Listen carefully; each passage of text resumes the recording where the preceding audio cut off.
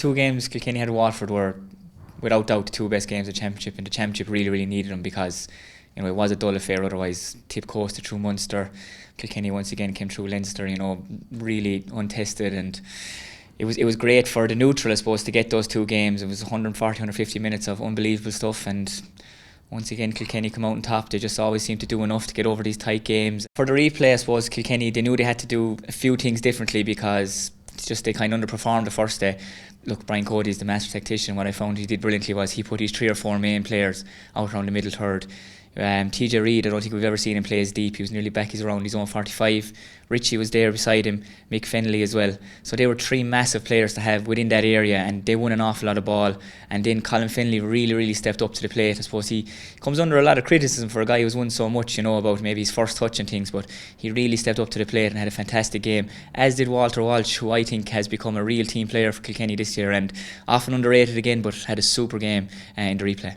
Tip's win over Galway, it was a great win for Tip. Tip have often played a lot better in these semi-finals, and we've often lost. The thing with the 5-week layoff, it doesn't seem to suit Munster champions. Go back over 20 years, I think only on 3 occasions have the Munster champions gone on to win the All-Ireland. I suppose a lot of people underestimated this Galway team. They're a very good team, as we've seen against Clare. They have some exceptional hurlers. It was a great win for Tipperary, and just because they came through Munster so easy, everyone thought, this is going to be another handy victory for them and get back into All-Ireland final. But I think they're in a great place going into this All-Ireland final now. Tip and Kilkenny have played each other 9 times since 2000. Tip have only won once. There's been a draw. Kilkenny have won 7. The record speaks for itself there. The Kilkenny are more dominant in these big games than Tipperary are. I feel that there's a big difference in this Tipperary setup and this team this year.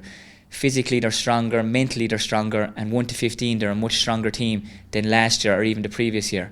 And I think they have what it takes to go on now and turn over Kilkenny. Michael Fennelly is a huge loss, just from previous personal experience of marking him. He's a massive player in these games.